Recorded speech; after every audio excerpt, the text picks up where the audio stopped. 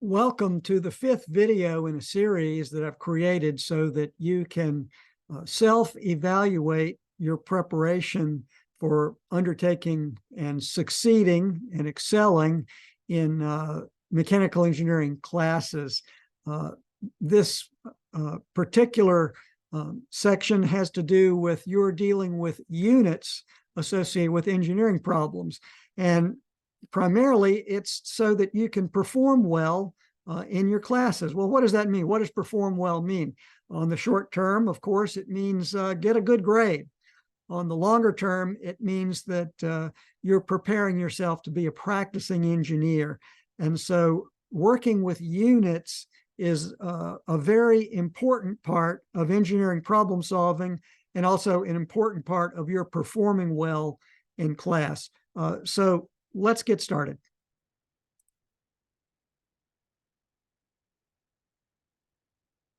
Just some important reminders about the way you're going to be dealing with units in nearly all of your mechanical engineering classes.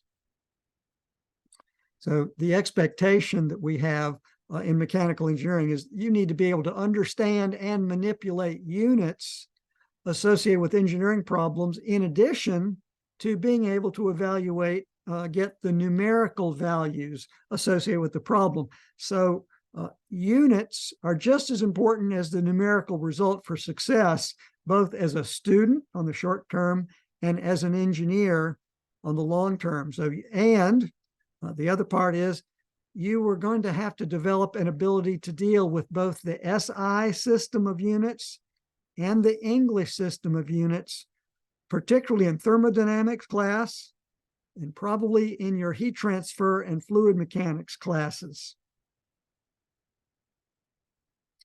Let's just go through a basic sampler of units in both SI and English systems of units.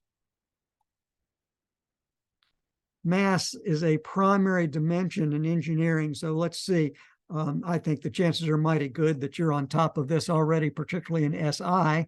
The primary dimension in SI is the kilogram, but also in various situations you deal with grams. You probably dealt with grams when you took college chemistry.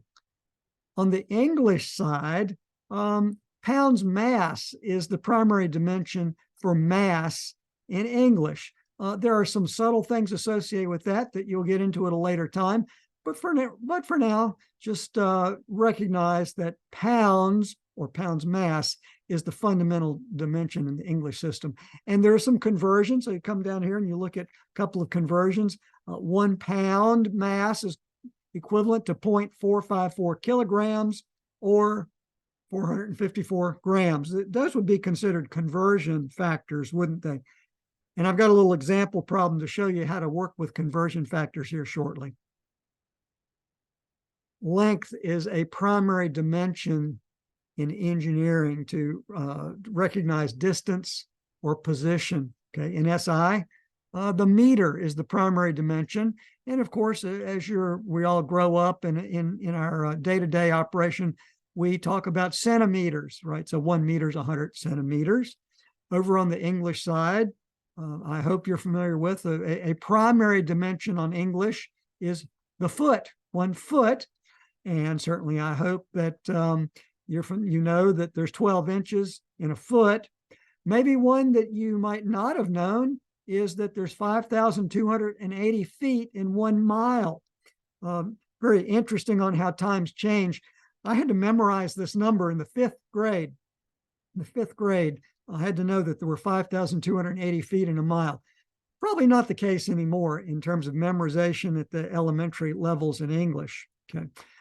Conversion factors, so recognize 1 foot is equal to 0.3048 meters, or if we flip that around, 1 meter is equivalent to 3.28 feet, or in other words, 1 meter is just a little bit more than a yard.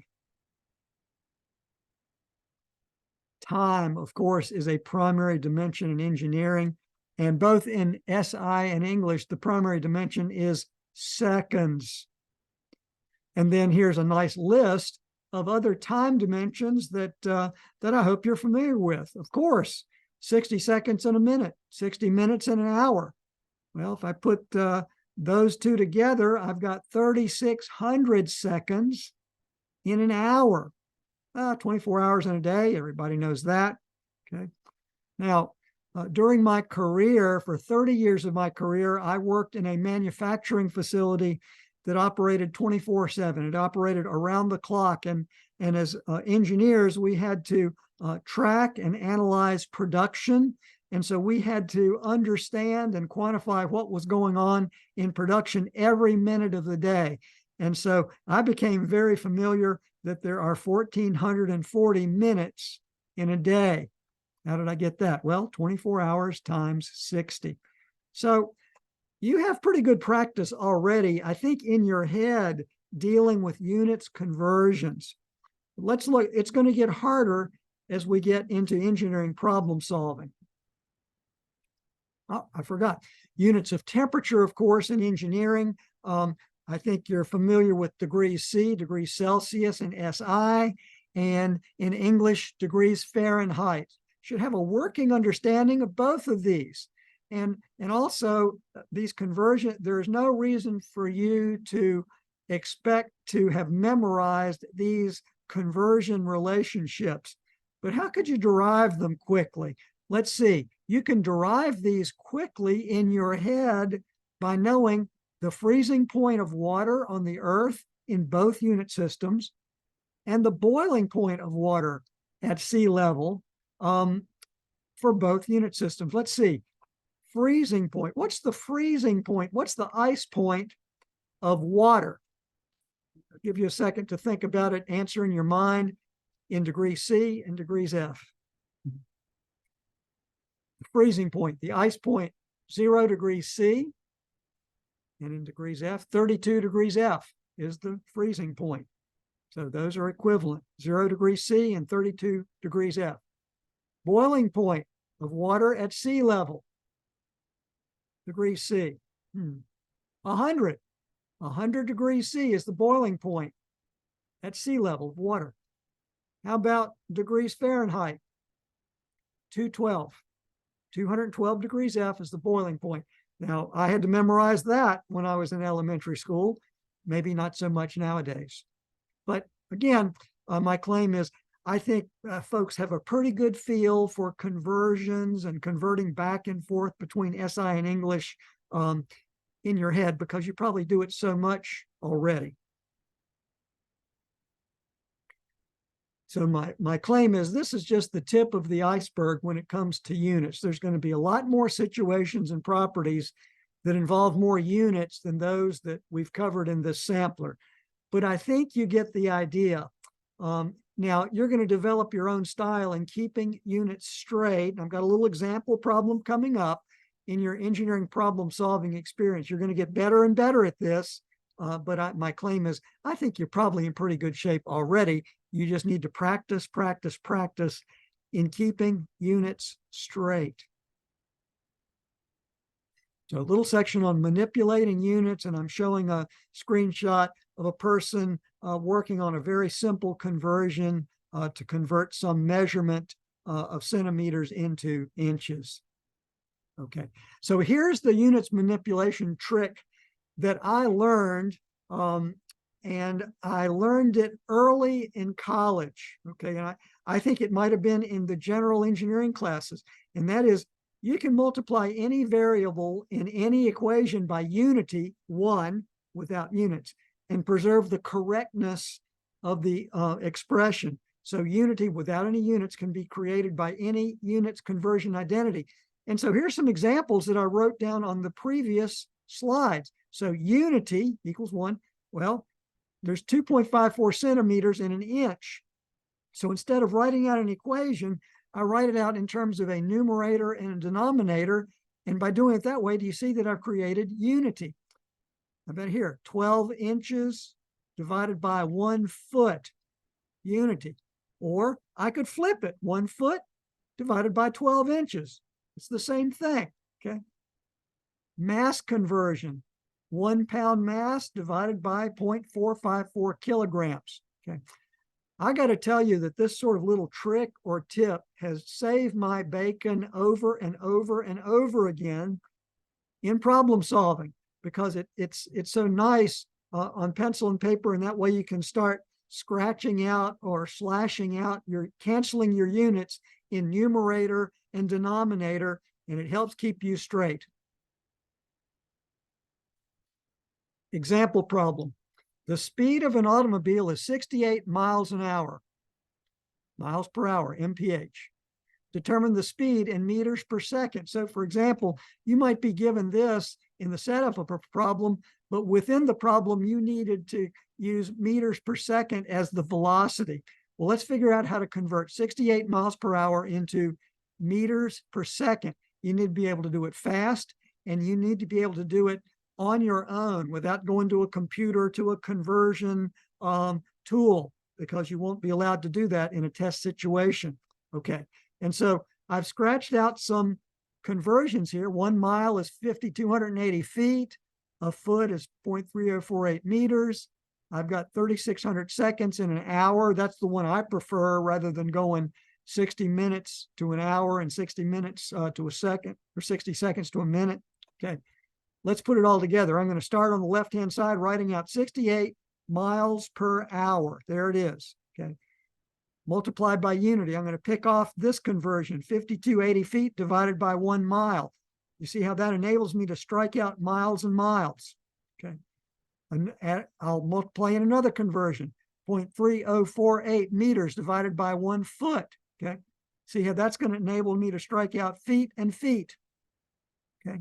And then multiply by another unity. 1 hour is 3,600 seconds. Okay.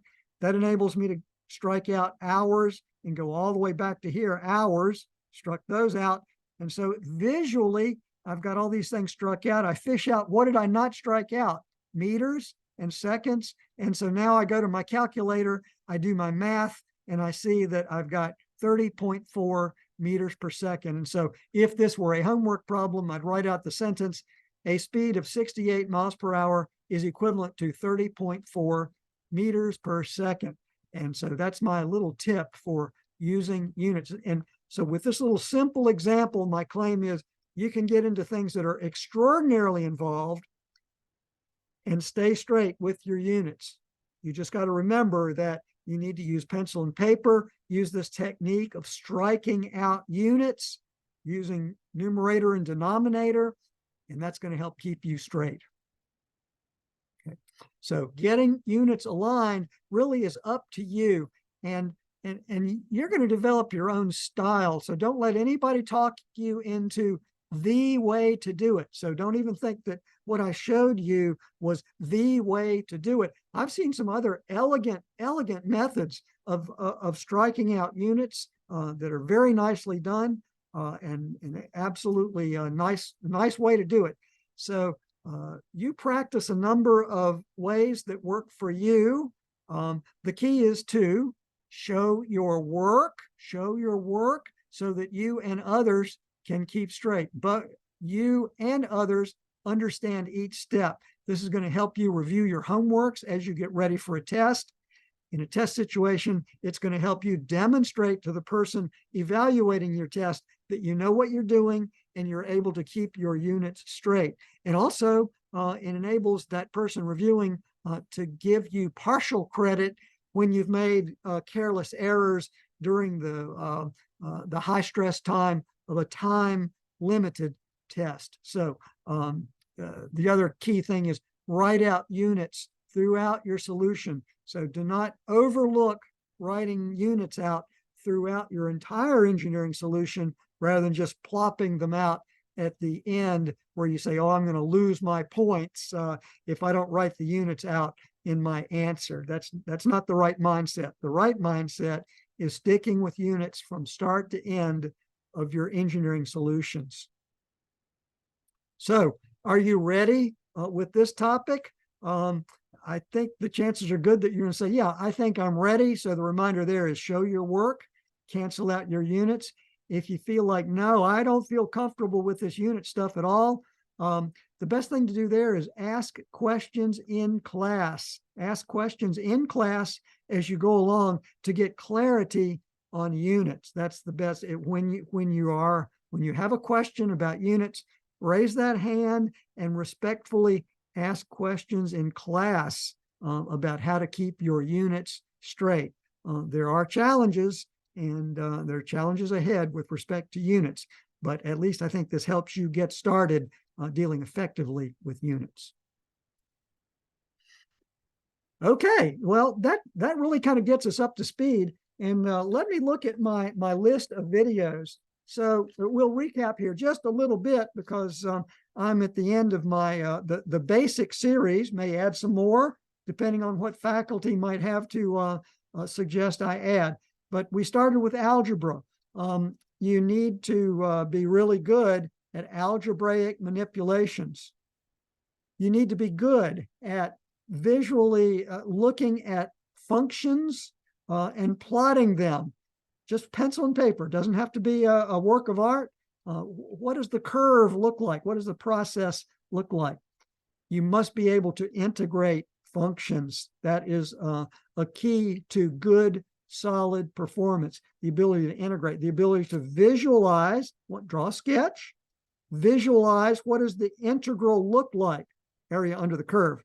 Be able to then perform the integral mathematically and then numerically evaluate the value of the integral. And then quadratic equation, there will be times where you need to deal with second order polynomials, and you need to be familiar with how to get the roots of a second order polynomial.